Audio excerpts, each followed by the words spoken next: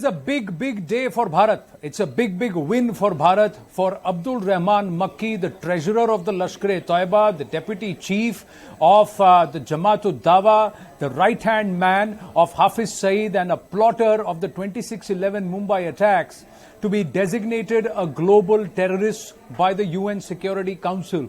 China not bringing in, weighing in this time around, holding back and paving the way for Makki to be designated a terrorist. Joining us now is the former permanent representative of India to the United Nations and currently the Dean of the Kautilya School for Public Policy, Syed Akbaruddin. Akbaruddin ji, namaste, Jai Hind. What a big day it is today. How significant is this development? Anand, it's great to be with you today on a day when Indian diplomacy has scored.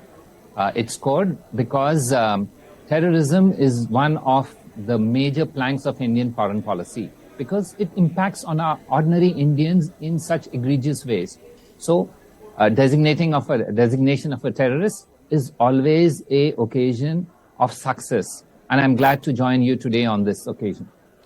How can you take us through the journey, because you've been through this process? So, what has changed, and what not too many people are talking about is China holding back.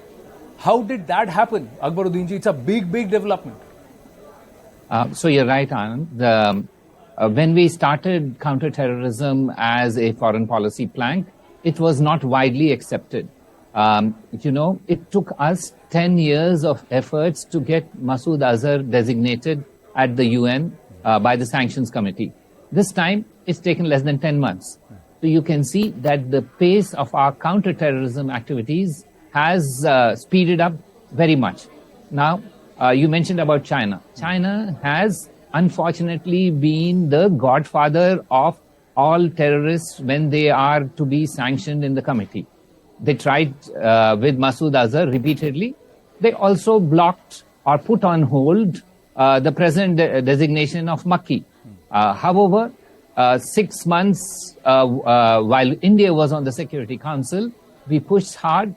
And it made perhaps China realize that they are isolated. China is one of those states which doesn't like to be isolated. So I presume they had a rethink of it and they backed off, realizing that this doesn't pay any dividends for them because terrorism is now, countering terrorism is now increasingly becoming a global norm. And China wouldn't want to be seen as standing in the way.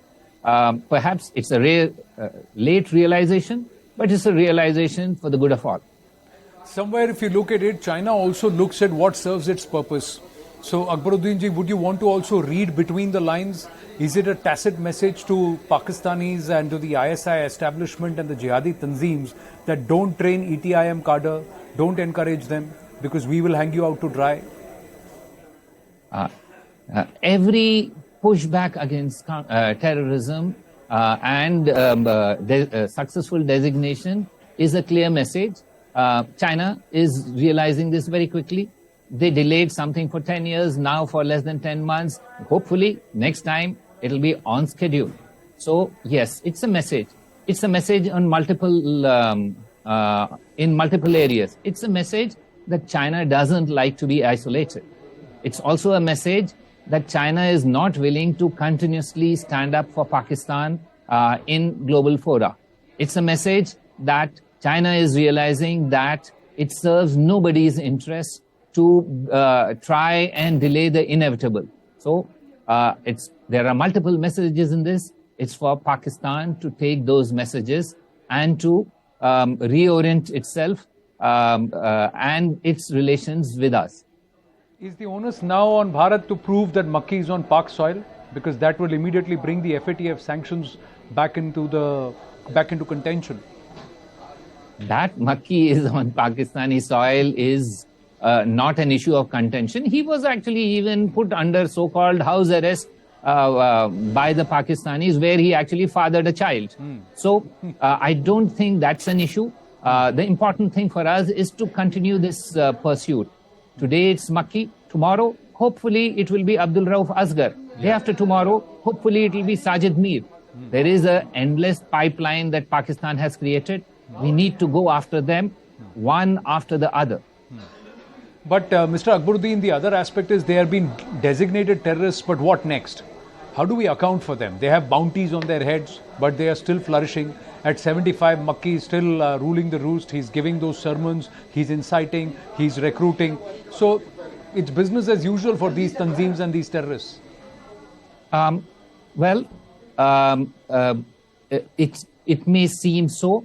However, let's look and wait for the outcome of this effort, because we've now been able to link global financing with counterterrorism. And that's a very potent mix, because Pakistan just got off the grey list just now, and one of its key messages was that we no longer help in financing terrorists. With this sanction, now they also have to put financial sanctions on Makki. If they don't do so, Pakistan, which is in dire economic straits, will have challenges of a different nature, of a financial nature. So it's the financial squeeze working with the political arm that will perhaps yield better results now than in the past. I'm just broad basing a little now, Akbaruddin ji. India-Pakistan current scenario, Pakistan cornered from all sides, nowhere to run, nowhere to hide, financial doldrums, epicenter of terror, people in distress, civil war-like situations, two provinces on the verge of balkanization, and then Shehbaz Sharif suddenly softens his tune, but they still can't drop this Kashmir rhetoric. Yes, but rhetoric is that much, and we don't need to look too much at Pakistan. It is yesterday's problem. We have better goals to fulfill. We shouldn't focus too much on Pakistan.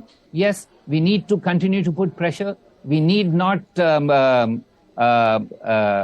respond to their assiduous request towards us, but our focus is at the globe now. We are now the G20 president. We need to engage the North and the South. We need to be the bridge builder between East and the West. 2023 is India's breakthrough here. So let's focus on bigger issues. Hopefully, Pakistan and China realize that yesterday's weapons are no longer in and stop using them. Otherwise, we have other ways of handling them, and that need not be said. What are the other ways? Between 2016 and 2022, has India engineered a very, very significant and dynamic shift in its strategic posture, geopolitically, diplomatically? Diplomatically, yes. We certainly today are not the India of the past. We have been able to, both on account of a strong leadership and on account of our economic prowess, are a big player on the global scene compared to what we were some years ago. It's our time now. The world is watching us. We need to move to the next level. And the next level means not only looking at our interests, but trying to put in place global norms which help us and which are based on everybody contributing. And that's the big change. A middle power usually can pursue its interests, but a big power is one which not only pursues its interests, but marries its interests with global interests. And that's what India is looking at in 2023.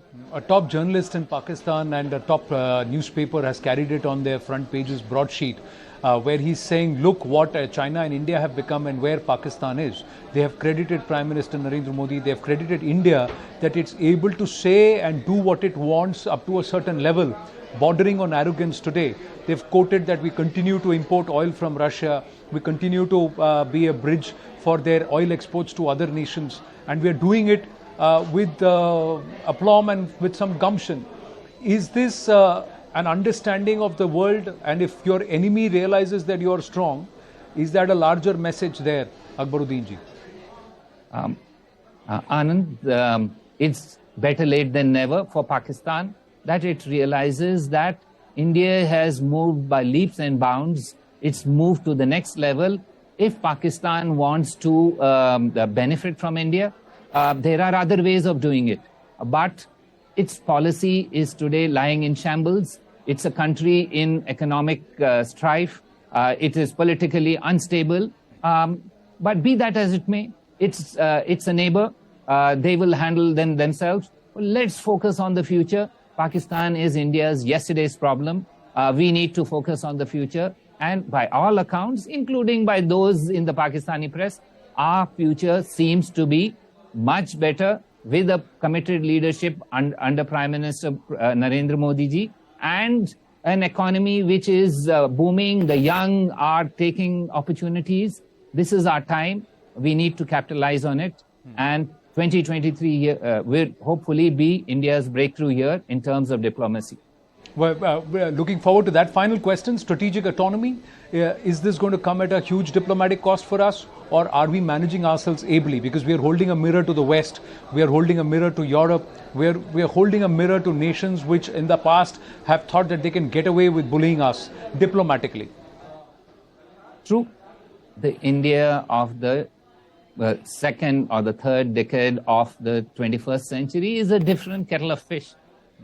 It's pretty clear that we've been able to navigate the shoals of geopolitical differences. Yes, we have done this purely by holding our nerve. In situations of crisis, those countries which hold their nerve, those countries who have a strong leadership, willing to take risks, do succeed. The others fall back. And that's what we are saying. I don't see that there is a diplomatic price to pay, because the trajectory of our ties with the West continues to grow. Even as we consolidate our ties with Russia, we have not abandoned our ties with the West. They are an important source of investment to us, of best practice to us, and we continue to engage with them at our in a way that we choose to do so. And let's be clear that the India of the present day India, or the new India, is ready to take on more responsibilities, but also in a very calibrated manner engages with all across the globe, because our interests are varied. It's no longer one limited interest. We have interests with the West as well as the East. How much would you credit Prime Minister Narendra Modi for this shift over the last 8 years? Well, obviously, the Prime Minister thinks big. He's made us all think big. I remember from the days when I first engaged with him, when he became Prime Minister, he always used to urge us to start thinking big. Countries like ours need to think big, to think boldly, and not, there is always a small little risk when you do these things, but it's important that we act like a billion-plus country, and a country which is committed to the welfare of its people and global good too. Akbaruddin ji, always a pleasure to speak with you. We should do this more often. Thank you very, very much for making the time. Thank you very much, Anand.